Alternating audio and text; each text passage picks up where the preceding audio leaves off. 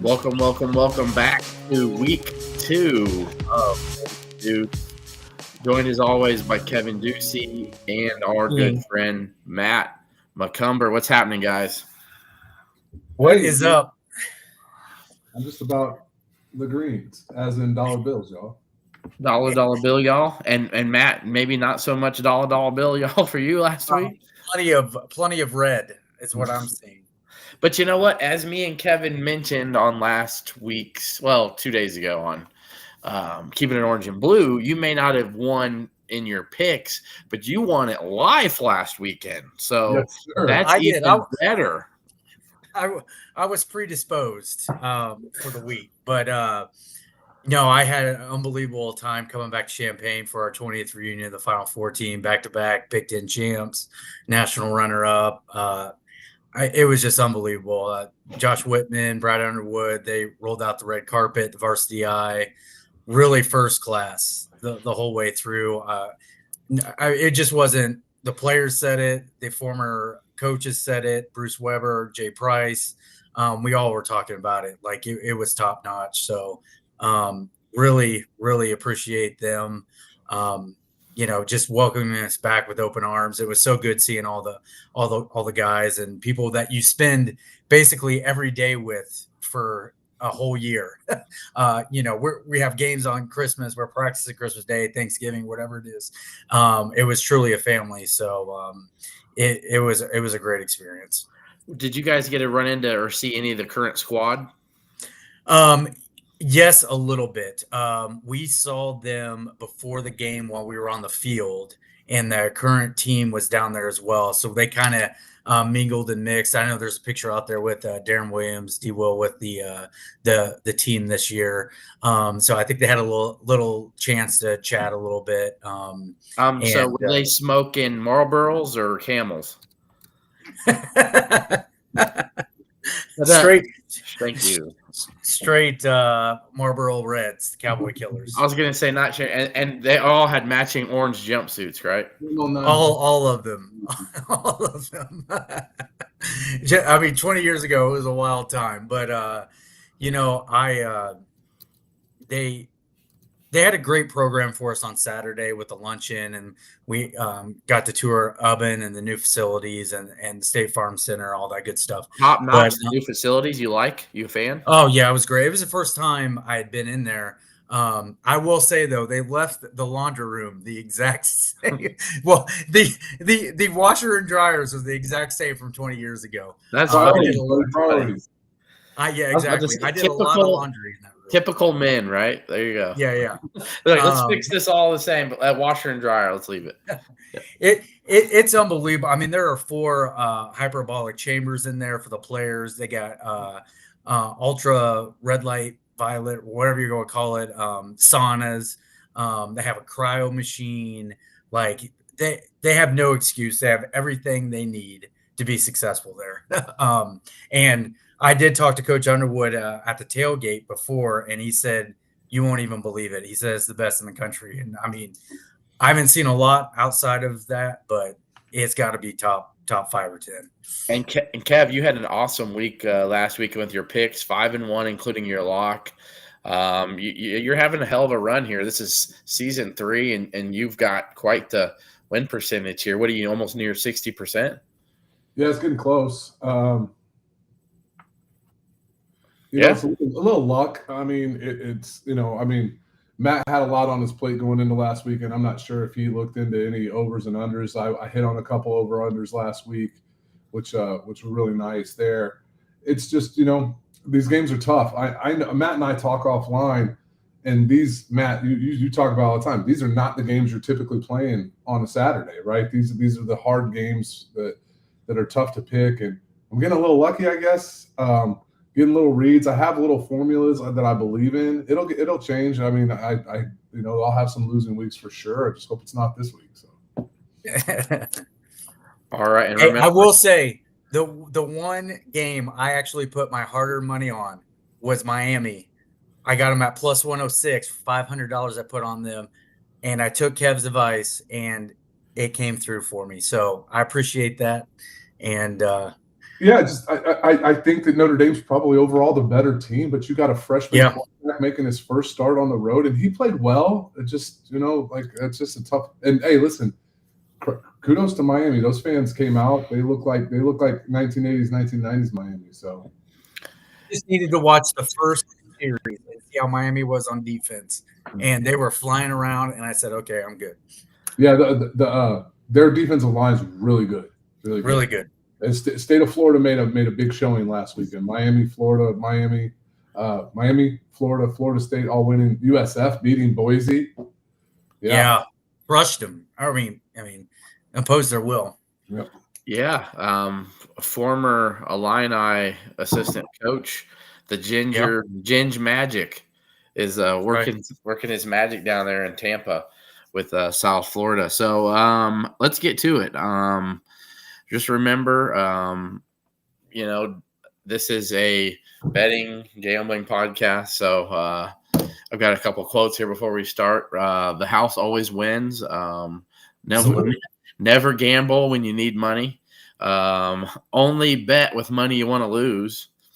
And keep your last buck to yourself. So I'm about ready for Ryan to start rapping the 10 Crack Commandments by Biggie Smalls. Like, if you think a crack kid doing you pack shit, forget it.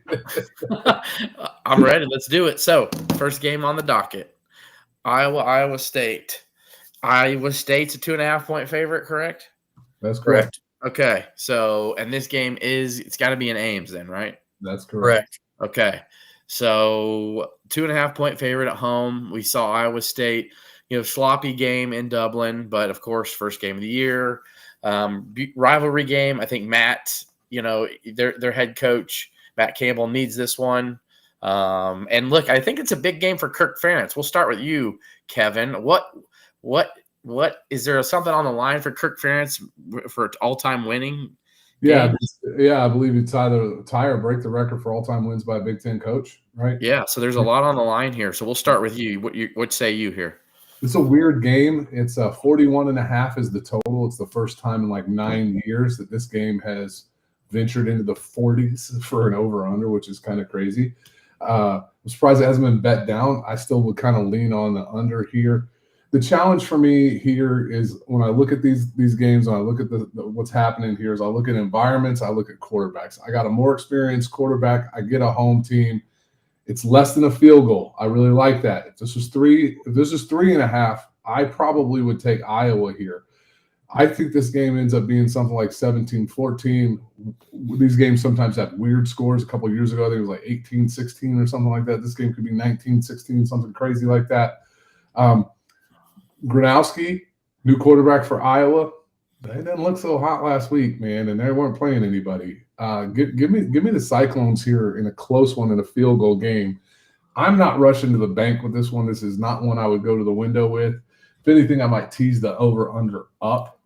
I might even do something like if I were to mess around with this, I might take a tease where I take Iowa +7 and over/under.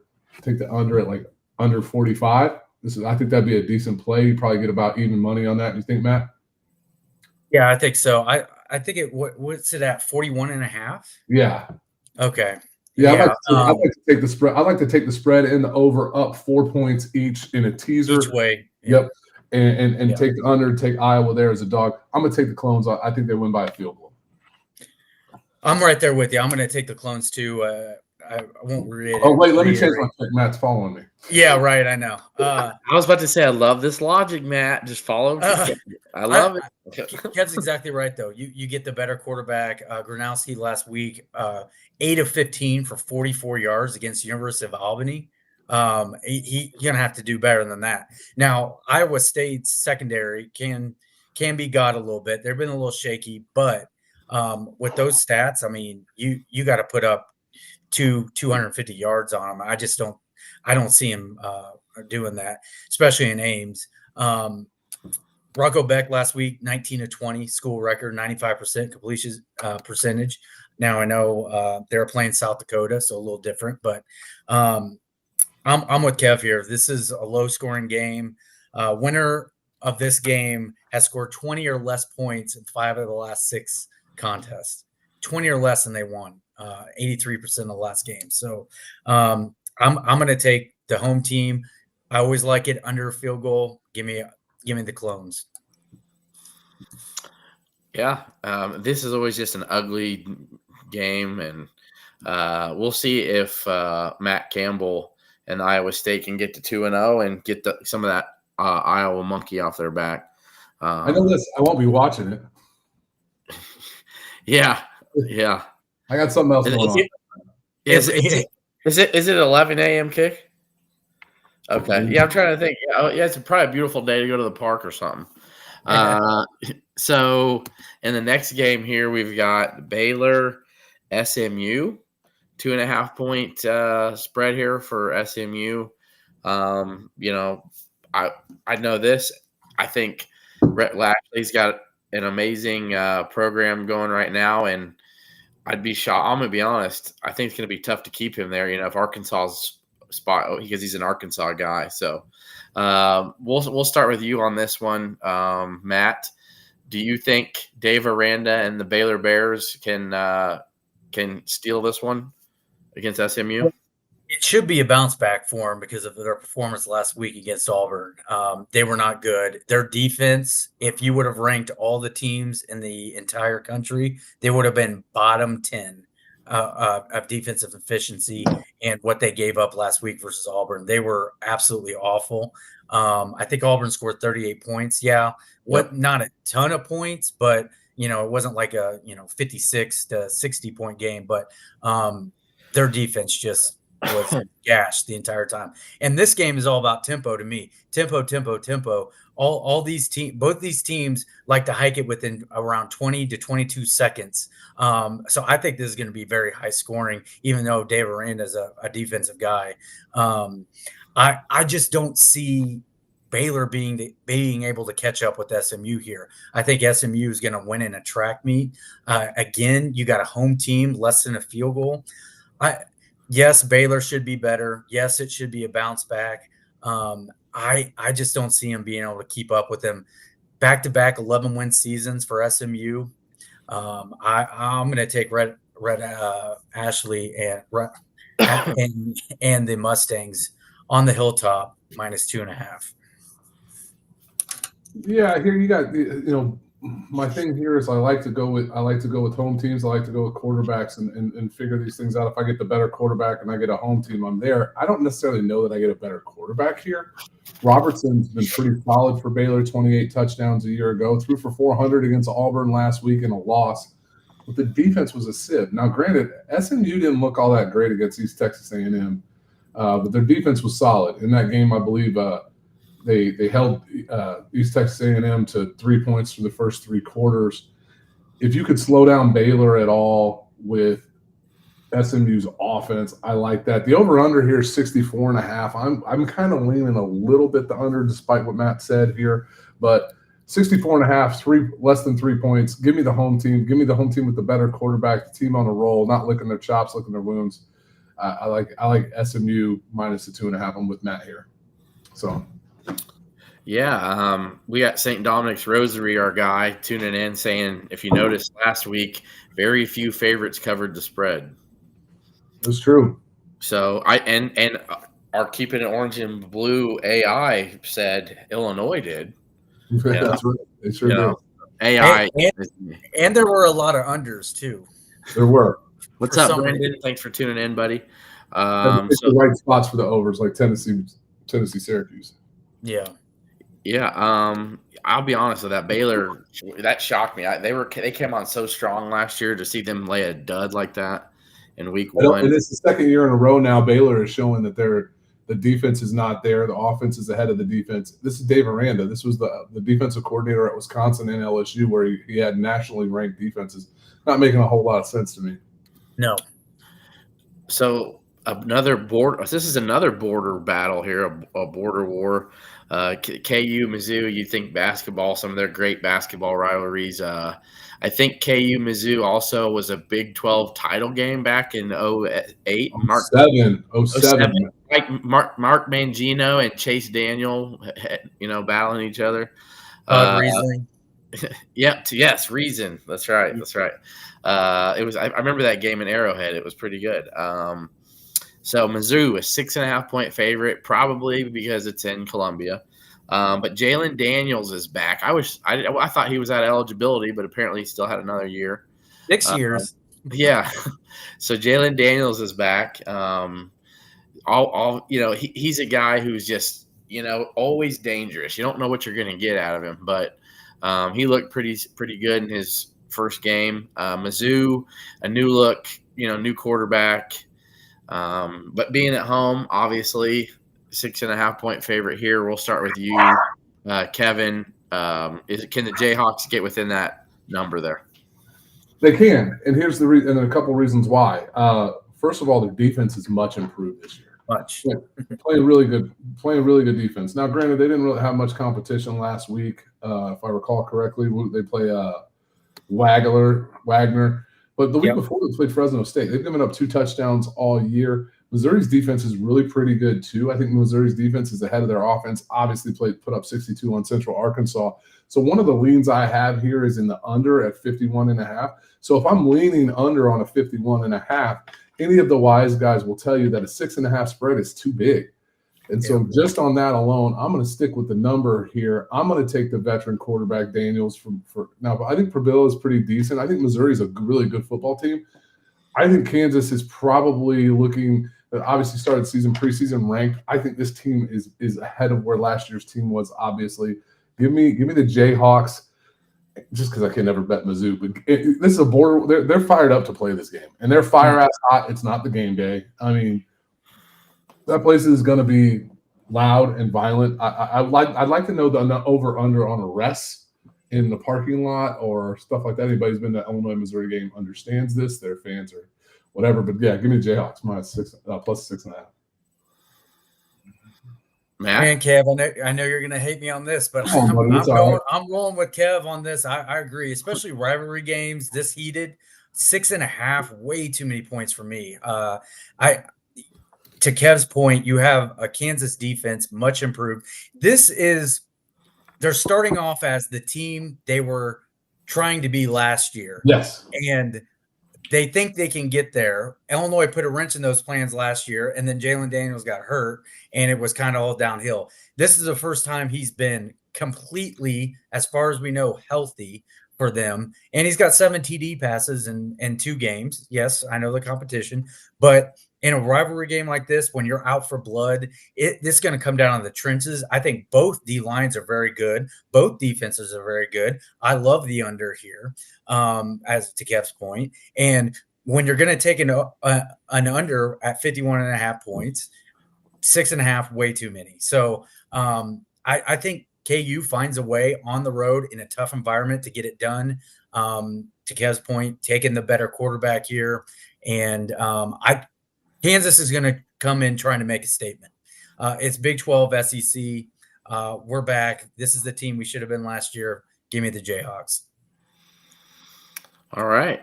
I don't think it's a tough one here, but that's clearly why we have it on our docket. But this even though it's not the 5th and final matchup we want to go to, this is the most important probably to us.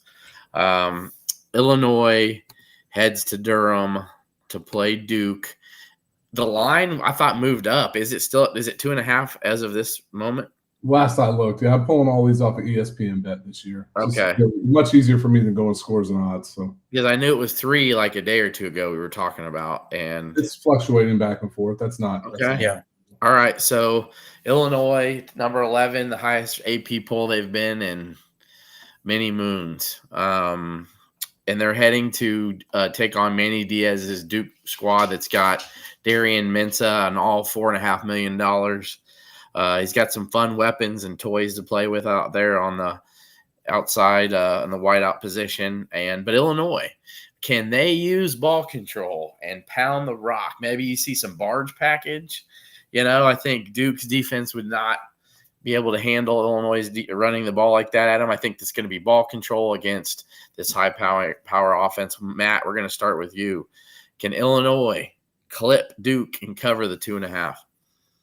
Yeah, so I think this comes down to Duke's defensive 7 or 8. Can they stop Illinois' run? They gave up 163 rushing yards to Elon. Okay. So to your point, can Illinois ground and pound it, control the clock? And then this is, can Illinois secondary really kind of neutralize Mensa and the pass, because they're going to pass and they're going to pass a lot. This is going to be the first time the secondary is really, really tested. But if you're talking about Duke defense versus Illinois secondary, I'm taking the Illinois secondary all day long. They got 5 returning starters that were rotated in from last year. They're veteran dudes back there. They know the calls. They know the coverages. I'm going to take the Illini here. This is a game that, if this is the team we think Illinois is going to be at the end of the season, where they can get to 9 to 10 to 11 wins, this is a game they go on the road and they take care of business. 2.5 points. It's going to be a grind them out game. It's going to be physical. It's, might have to get lucky here a couple times, but I'm taking the Illini. I think they win. Give me Illinois minus 2.5. Okay, I like it. I think the keys to beating Illinois are being able to run the ball and being able to stop the run. The two things that I don't think Duke really showed now, they ran the ball fairly decent against Elon, but they certainly didn't stop the run. That's the way I think you need to beat this team, because I think if you allow Illinois' front 7 to come up with some of these exotic packages, which I've talked about on Keeping It Orange and Blue several times, and get into past certain downs, Illinois is going to get after the quarterback, and Illinois is going to force some sacks, and Illinois secondary will become opportunistic in this one. I see them forcing Mensa into some turnovers. Mensa, granted, had a great game against Kansas State last year at Tulane. Against Oklahoma, he didn't look so tough, right? And the Oklahoma defense last year was really good. I think that Illinois finds a way to put enough pressure on him to at least win this game by a field goal. I'm going to take the Illini minus the 2.5. Another number that I do like here, I think 49.5 is too high. I think that's kind of an antithesis of the way that Illinois is going to want to play this game. Now Duke might want to come out fast and fiery, but Illinois is going to be able to find ways to gash them through runs, screens, draws, quarterback read option. Look for that. I think Barry Lundy's prepared for Manny Diaz defense. Give me the Illini minus the 2.5 and a field goal to a touchdown win. I don't think it's like some of our folks think Illinois is going to outclass them. I don't necessarily think that's the case. I think it's going to be a very hard-fought game. I also think that Illinois special teams, despite their performance last week in the kicking game, shows up in this one and changes the ball game for them. Yeah, and as amazing as Darian Mensa looked last week, and as good as he is, no matter how good a quarterback is, when you've got a guy like Gabe Akis in your face chasing you down, and you got Daniel Brown and Alec Bryant and awesome studs up there on the defensive front. Tomowa Durajai. Yeah, the level of intensity, size, athleticism is just, it's going to be night and day. So, that's going to be a lot for Duke. I think it's fun to see, some of these guys who get paid big money to cover the games and picking Duke. Are they going to eat crow? Well, we're going to find out Saturday morning. Here's another thing. Illinois never had to show anything against Duke except against Western Illinois, except to maybe keep Duke on their heels. Duke was in a dogfight until the end of the game, had to pull out all the stops late to show what they had. I think Illinois has had in packages preparing for Duke. Listen, I know it would never admit. Matt, you know this. You worked on a coaching staff. You're getting ready to play Western Illinois this week, and then next week you got a East team. You know they're looking at it. Like you can show up and beat Western and be fine. And the coaches know that. They would never say that to the players, but I know there was some stuff that they were working in specifically to prepare for Duke. Absolutely. I'm not saying a whole new install, obviously, on the offense, but hey, they're going to have 4, 5, 6 new packages that they can bring out. Absolutely. And that's what they've been working on. We mentioned on Keep It Orange and Blue, if you guys noticed a couple drives where it was just like, hand the ball to Caden Fagan up the middle, hand the ball to Caden Fagan up the middle. They weren't doing anything special because they didn't really need to. As Kevin point was, it was 24-17 with 10 minutes left in the fourth quarter. Yeah. Duke had to, call some good, decent pass plays there to and they were able to score on them, but they weren't just calling, hey, everybody run straight to the end zone.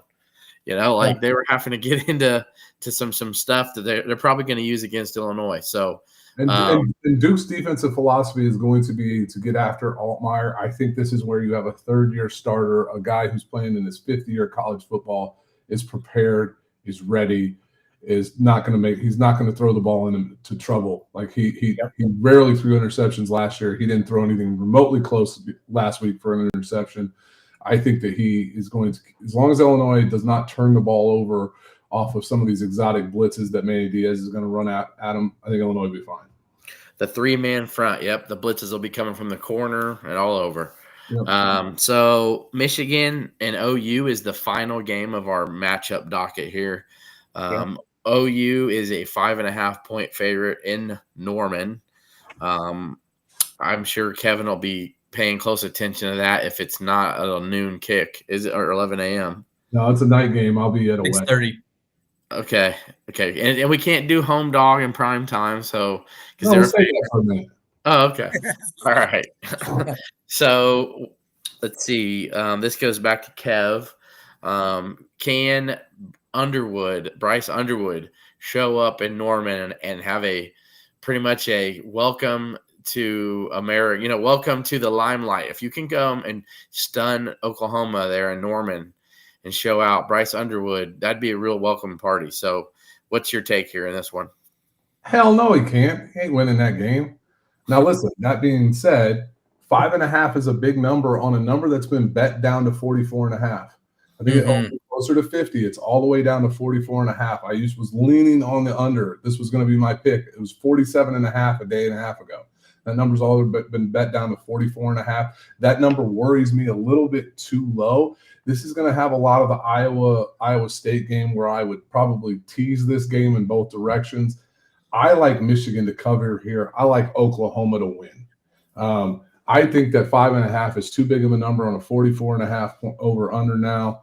I don't like freshman quarterback on the road at night. However, OU's offense, 35 points against Illinois State. They really didn't show much. Go look at Mateer and what he did in high-level games. That's a Mountain West quarterback coming over to play in the SEC. He's facing an SEC-level speed defense here, folks.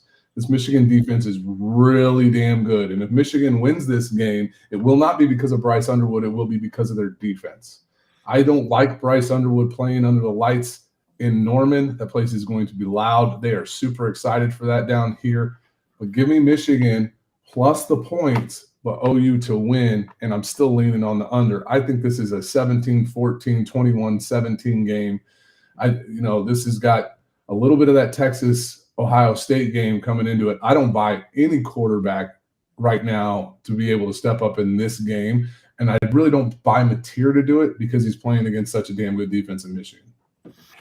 I find it hard to believe that Sammy Panayotovich is laughing that the Illinois is ranked so high. He had me on the show. He's not a believer. It's okay. You got to make them believers, buddy. You got to make them believers. And Bears used to being wrong though, so I'm okay with that. So Matt, your take here. Sorry, I'm not being very conventional here, but I've got all my notes here, and I circled all my winners. What was that bottom note? It said follow Kevin. Yeah, that was my last one. Yeah, follow Kev. But no, I mean, Kev's exactly right here. We got 5 out of the last 6 games. OU has played a Big Ten team. It went under. Okay. Michigan is 13-4 against the spread in their last 17 road games. So I like those two things because I think Michigan is going to try to control the clock. They're going to run it like they always do.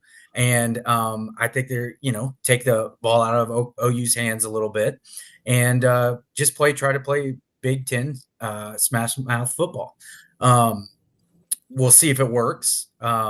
I think they're going to try to limit Underwood's potential to have errors in this game and turnovers. And to Kev's point, I didn't think OU was overly impressive against Illinois State, 35 points. I mean, OU teams of the past, they're putting up 66, 70 points against those types of teams. I am verdict still out on Mateer here, to Kev's point, against a really good defense. Both of these are great defenses. I think OU's defense is better. They got the home field advantage.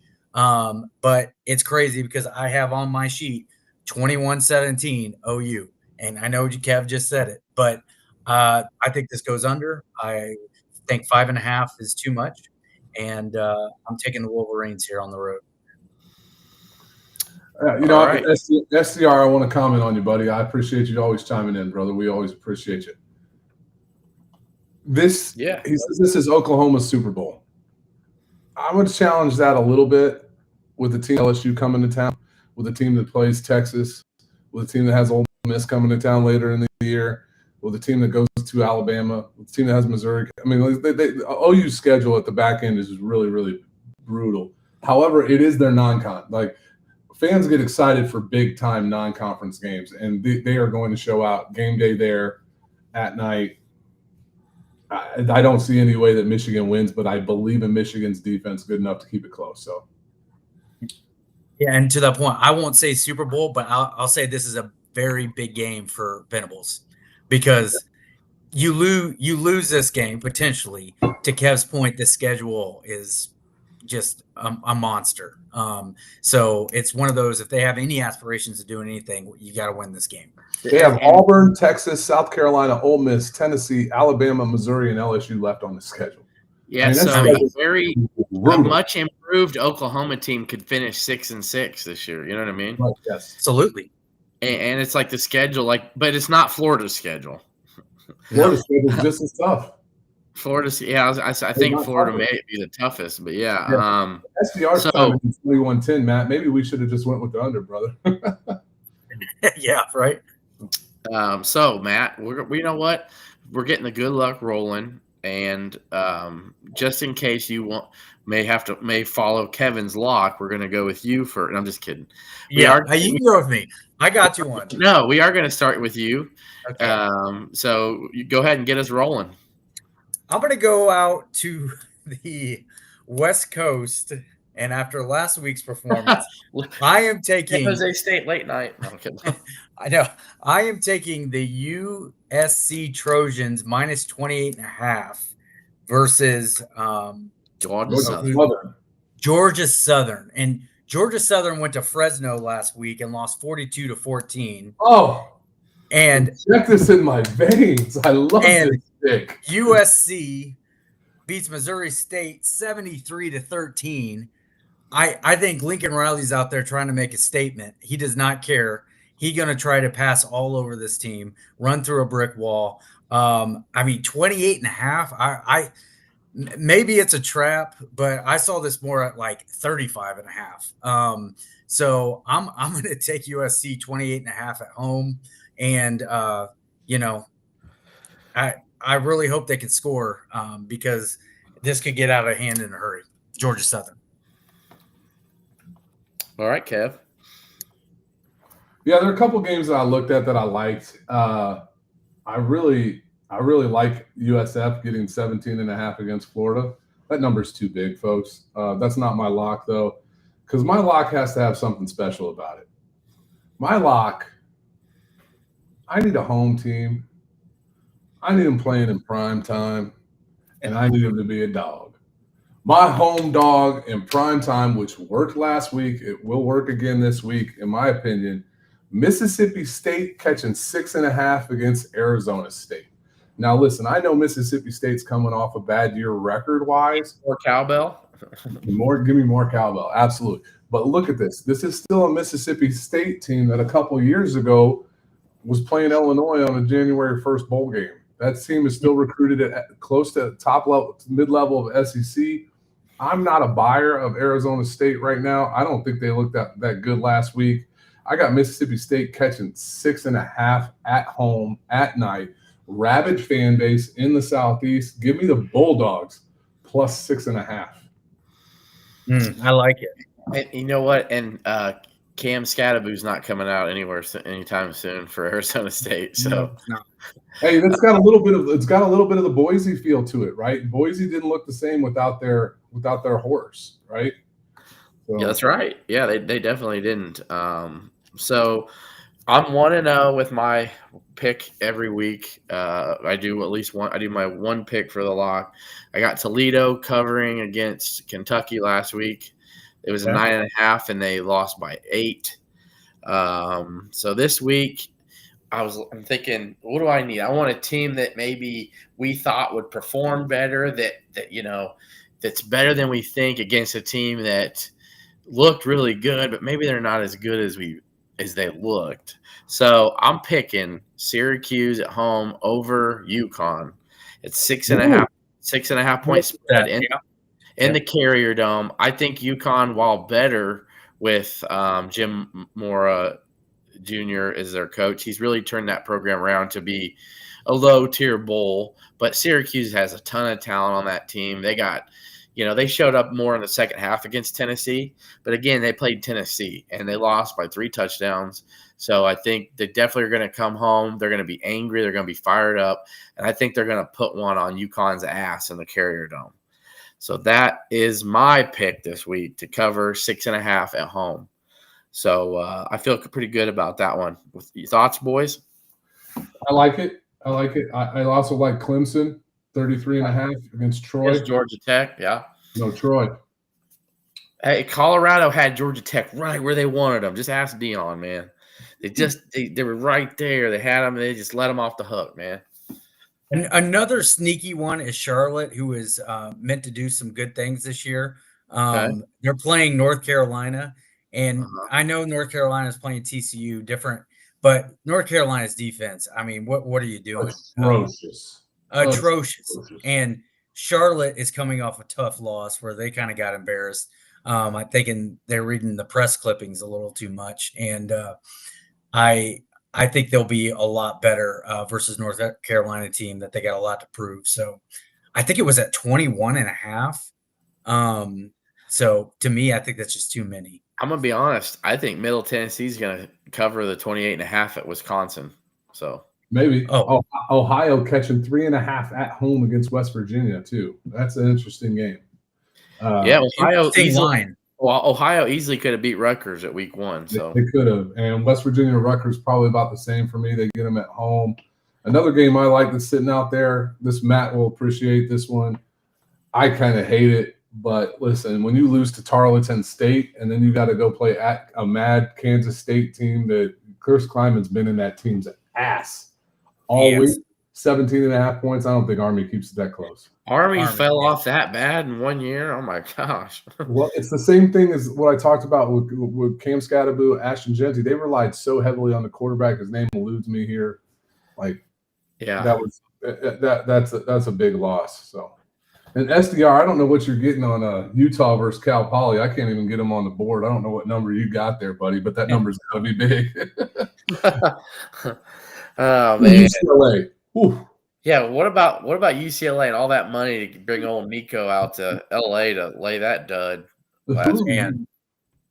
43. Hey, he does it for the love of the game, not the money, man. So they better be careful. I mean, they look like a 2 or 3 win team at most. Yeah, we'll be doing over under of coaches on the Big Ten hot seat here in a few weeks. What's interesting is Rutgers is giving 15.5 against Miami of Ohio, who stayed within 17 against Wisconsin. That'll be a good little litmus test to figure out where Wisconsin is in this whole thing. It'll be a good game to keep an eye on as an Illinois fan. Another game to keep an eye on, Western playing at Northwestern Friday night again. Might be able to Western going off by Northwestern. We might be a little bit worried about Duke. I think Western Illinois' offense has some stuff where I think they'll move the ball a little bit on Northwestern. So, what are you saying? A little sprinkle, Matt? I would say that might be that's a chance to get a little sprinkle on a Western Michigan money line there. Western Illinois, sorry. Yeah, Western Illinois, yeah. Western Illinois, sorry. Yeah, Western Michigan. Western Illinois on the money line against North Texas is at Western Michigan. I think they're a 10-point favorite in Kalamazoo. So, yeah, I know. Real quick, one question I'll let either of you answer. Paul asks, how bad could Wisconsin's season get? Could they go without a win those last 8 games? Absolutely. Yes. Where do you come up for air in there? I'm not sure. They don't. They flat out don't. And I'm kind of bullish on Illinois being able to potentially win 10 games.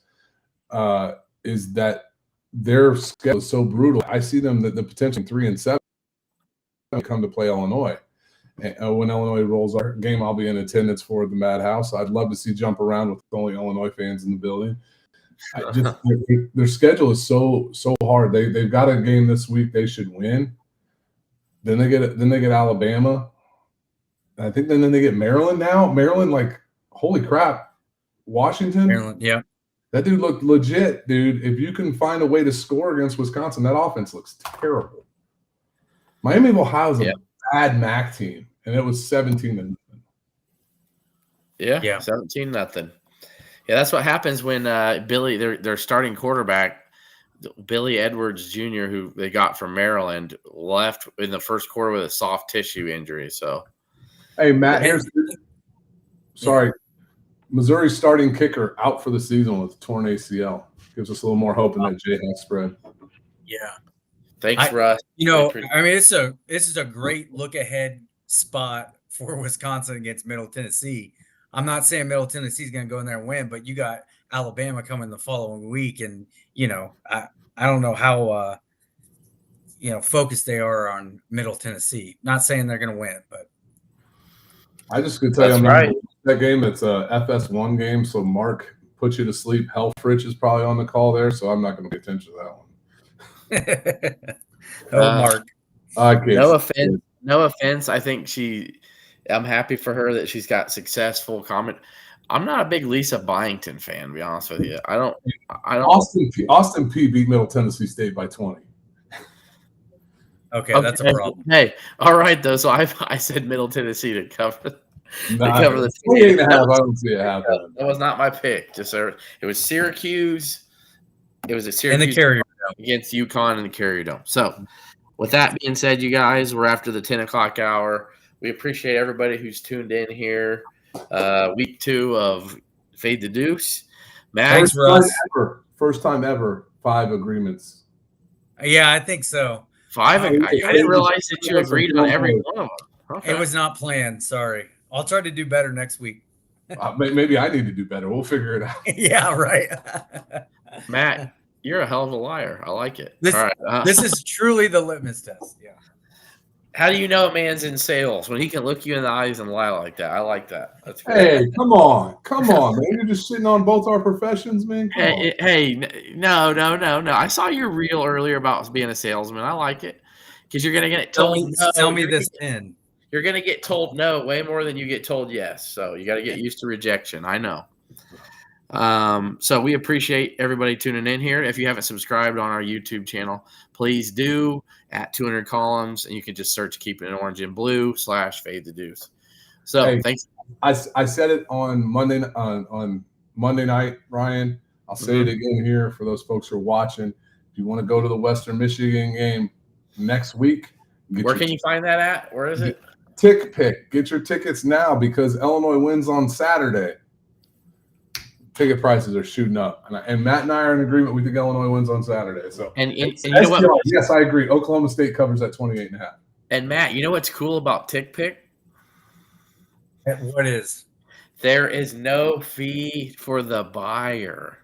Oh, that's great. You just buy. If it says $8, it's $8. It's not $8 plus the $5.50 transfer fee, the Illinois sales tax fee, the Pritzker fee, whatever other the seller fee. Yeah, I put my tickets for USC and Western Michigan on Tick Pick.